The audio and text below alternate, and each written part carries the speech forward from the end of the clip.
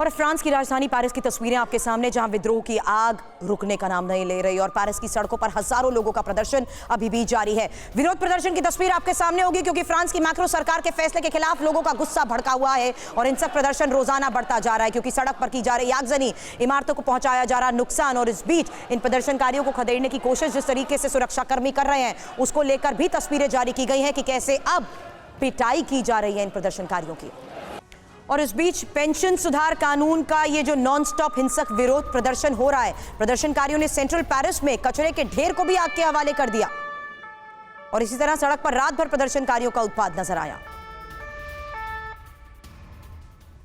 प्रदर्शनकारियों और police force के बीच हाथापाई की तस्वीरें भी सामने आ रही हैं क्योंकि प्रदर्शनकारियों के खिलाफ BRAVM ब्रिगेड का ये एक्शन नजर आया है, जहां फ्रांस की सरकार के दोनों अविश्वास मत जीतने के बाद प्रदर्शन हो रहा है और मैक्रो सरकार ने अपने खिलाफ दोनों अविश्वास प्रस्ताव जीते हैं।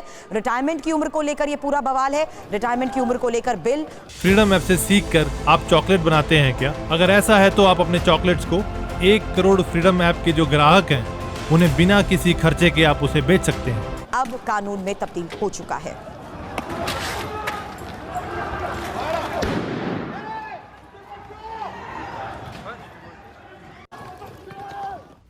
तो रिटायरमेंट की उम्र पर कानून बनने के बाद भी जिस तरीके से प्रदर्शन हो रहा है वही तस्वीर आपको दिखा रहे हैं। वेस्ट पेरिस में सड़क पर लोगों का हजारों लोगों का प्रदर्शन और प्रदर्शनकारियों ने जिस तरीके से सरकार विरोधी नारे लगाए हैं। फ्रांस में लगातार जारी बवाल, जहां 62 से बढ़ाकर 64 जिस तरीके से रिटायरमेंट की उम्र करने का फैसला लिया गया है उसके बाद ये विरोध रुकने का नाम नहीं ले रहा है।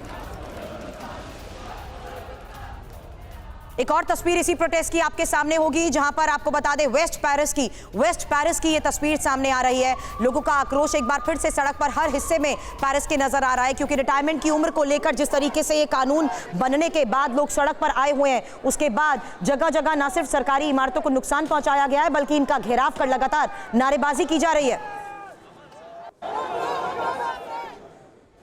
तो सरकार विरोधी नारे लगाए जा रहे हैं और महत्वपूर्ण यह है कि किस तरीके से फ्रांस में भी सरकार पूरी तरीके से बेबस नजर आ रही है क्योंकि पेरिस में अब स्टॉक एक्सचेंज बिल्डिंग के पास भी हिंसक प्रदर्शन की तस्वीरें सामने आई। फ्रांस की स्पेशल ब्रिगेड का यह प्रदर्शन और उसके खिलाफ हुआ एक्शन देखिए।